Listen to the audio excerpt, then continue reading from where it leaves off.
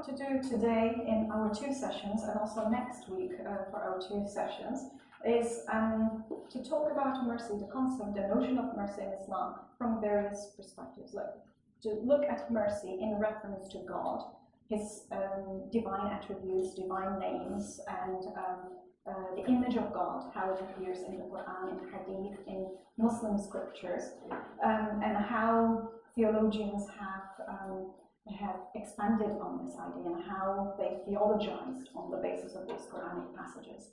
But also to look at mercy in reference to God-man relationship, from the point of worship, and also most importantly, from the point of bringing creation into being, and so forth. My name is Emil Anton and I am from Finland. I'm doing a doctorate in theology on Pope Benedict and interreligious dialogue. And today's lecture was for me especially interesting because it is about mercy in Islam. And as you might remember, Pope Benedict in the famous Regensburg speech in 2006 raised this concern that perhaps in Islam God is so transcendent, so outside of our categories that he could prescribe even idolatry if he wished to. And some of the Muslims were responding with this verse from the Quran that was also mentioned today, that God has prescribed mercy unto himself, upon himself. In Arabic it's kataba ala nafsihi ar-rahma.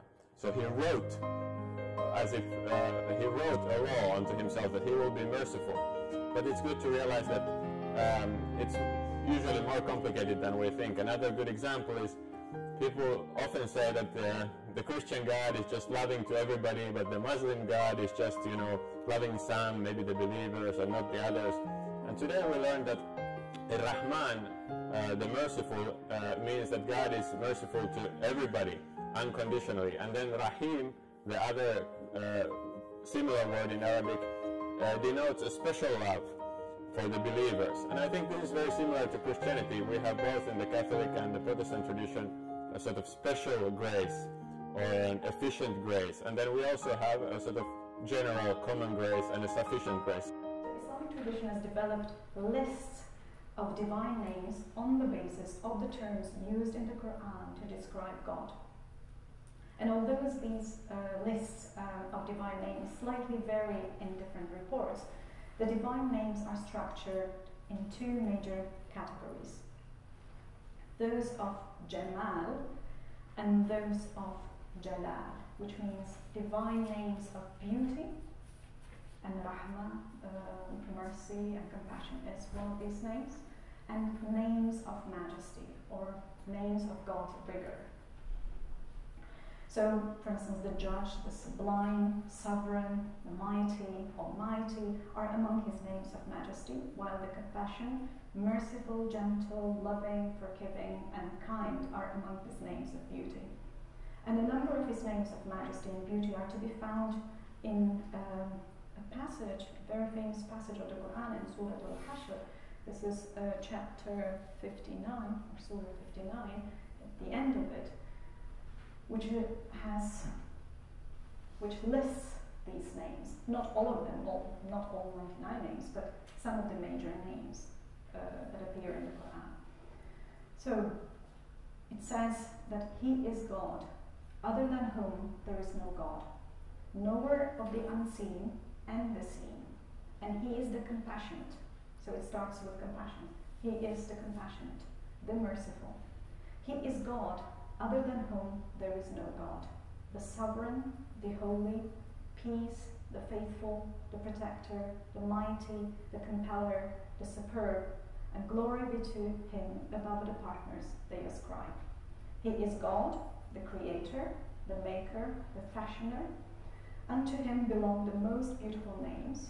Whatsoever is in the heavens and the earth glorifies Him, and He is the mighty, the wise. So this is what I mean by the structure of having the names of beauty, but also the names of majesty. And it's interesting to see that in this passage that is very often repeated as a supplication, that it starts with the names of beauty and then moves on to majesty. So these are two balanced. This semester, what has struck me most were the two talks in the previous 2 weeks.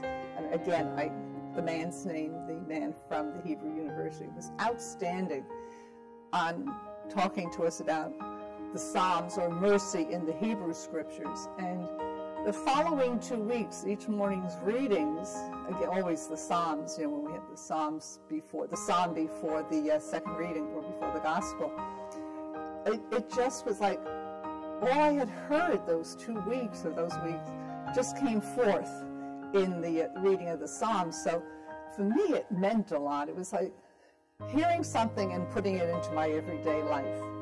Now today, as I was just mentioning, our lecturer spoke about the mercy of God, the compassionate God, and God's wrath, and how that wrath does not allow mercy to come to the person or to the people. So the series is very meaningful because it comes into everyday life, I think. It puts into my mind that I have to really focus on mercy. It's not just something the Pope has said, it's not a year of mercy. I have to live it. I want to live it. I want to have it before me always. So there's a constant reminder in this series and in what we hear in our homilies, what we hear from Pope Francis.